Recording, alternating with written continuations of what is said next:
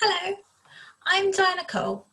I'm a senior lecturer in the School of Maths, Statistics and Actuarial Science here at the University of Kent. And today I'm going to be talking to you about interpreting statistics. One of the courses I lecture on is MA025 Foundation Year Statistics, which is taught in both the autumn and the spring term. This talk is also relevant for almost all first years who will take statistics module MA306 in the spring term. Statistics is the study of how to collect, organise, analyse and interpret numerical information from data. Throughout the course at the University of Kent, we discuss all of these aspects of statistics. There's a lot to learn under the Analyse section, so there are a lot of modules about different techniques that we use in statistical analysis. What I'm going to think about today is the interpretation. Statistics has many applications. In almost every field you can find statistics in some form. Some examples include medicine, where we might be interested in whether a new drug is better than an old drug. In the ecology and environment, where we might be interested in whether the numbers of a particular species is declining. In politics, we might be interested in predicting who will win an election. So these are just a couple of examples of applications of statistics. In each case, how we interpret the results that we've analysed is critical. So I'm going to think about interpretation in terms of graphs, but this whole concept of interpretation also follows for testing and for summary statistics and so on. So my first example is a pie chart showing the results from the 2017 election in Canterbury. So from this pie chart, the first thing we notice is it looks like Conservative have won. They appear, according to this pie chart, to have a greater majority. We have to be very careful when we present graphs that they aren't misleading. In this case, the way in which the graph has been presented is a bit misleading.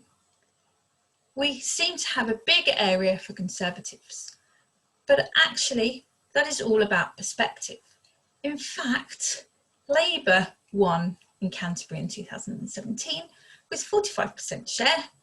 Conservatives were very close with 44.7% share. So one aspect that you need to think about is when you're presenting and interpreting is what you're presenting and interpreting misleading in any way. We need to make sure we create graphs that aren't misleading like this one is. My second example is about comparing animal speeds. So one way we can monitor animal populations is by placing camera traps in the wild.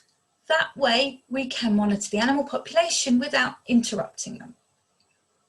The camera traps take photos every few minutes, and from those photos you can see how many animals there are, but you can also have an idea by comparing a series of photos how fast an animal is moving, and that's what we're thinking about here.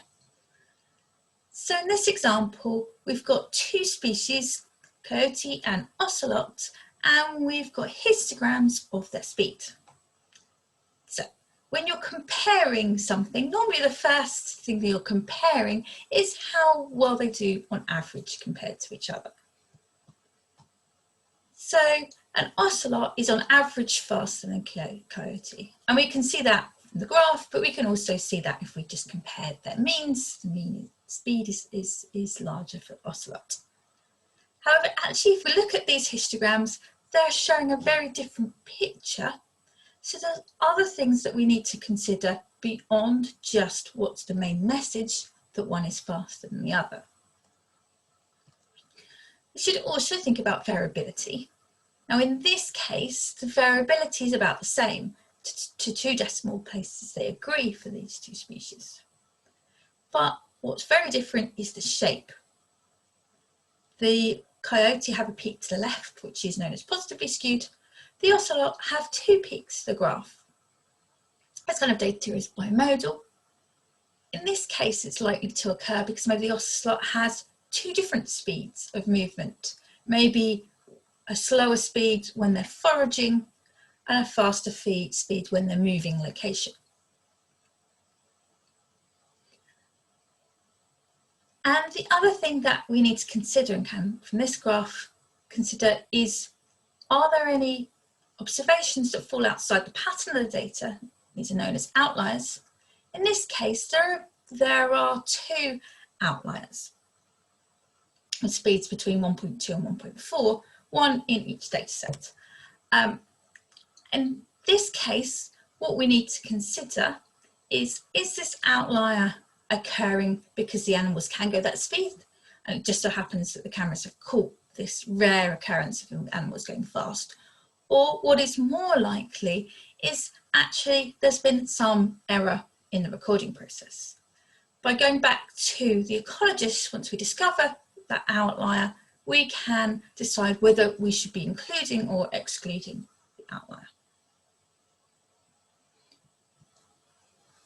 So just to end this short video, have some further work for you to have a look at.